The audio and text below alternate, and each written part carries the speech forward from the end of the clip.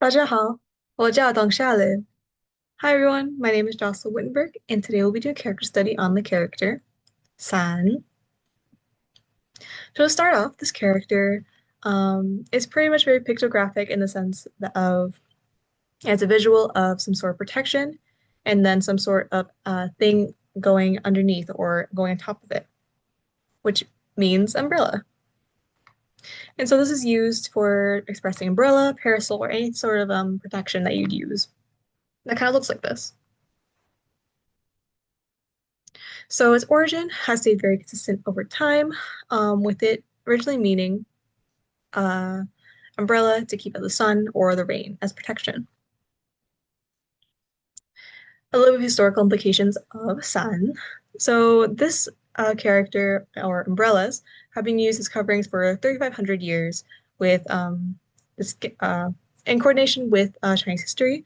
Skincare and having light and fair skin has been very common, and so this would be one of the many things that you would use to keep away from the sun.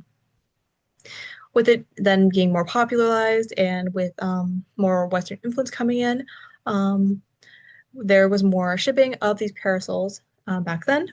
And these original parasols had ivory handles, as well as more intricate and embroidered fabric on top of it.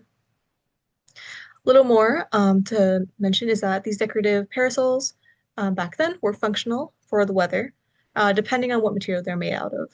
And currently they're used as just rain coverings.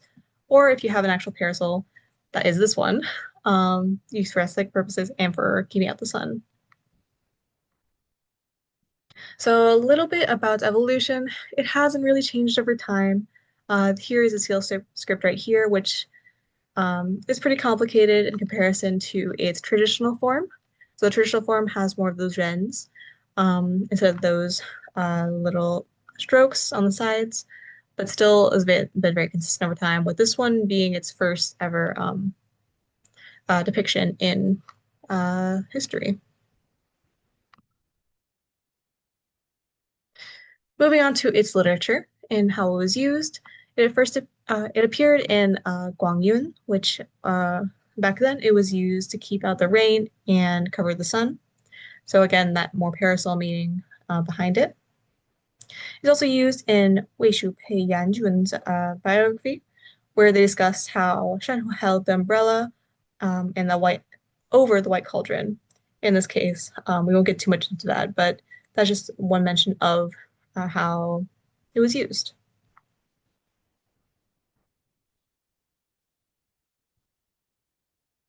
Next, we have its modern usages in words. So as you can see here, what do you know? They all have to do with umbrellas. So first one we have here is yusan, which is a rain umbrella. So what we currently use. You can also use it for shape. So you could say sanxing, which is umbrella shaped. We also have parachutes. So these next two have to do with parachutes because of its like dome-like structure. It's similar to an umbrella, which this verb is 跳伞, which is just parachute to bail or to parachute jump. And the parachute itself is 降落伞, which is, as mentioned. And then the last one we can use is more of a verb, I guess, which is 伞降火炮, which is to pack an artillery, and this is typically used in the military. We also have uses in sentences. So these two are just different ways you can use it. So the first one is more of just the example with using san as just a single character, which is 上边有一把伞, which is there's umbrella on top.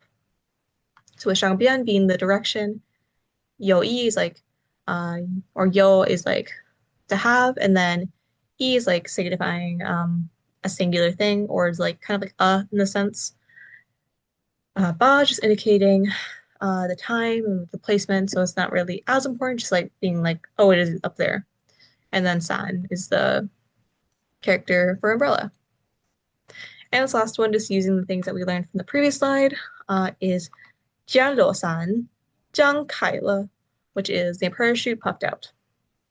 So in inclusion, we can see how san is used as an umbrella, a parasol, used for its shape, as well as like for parachutes.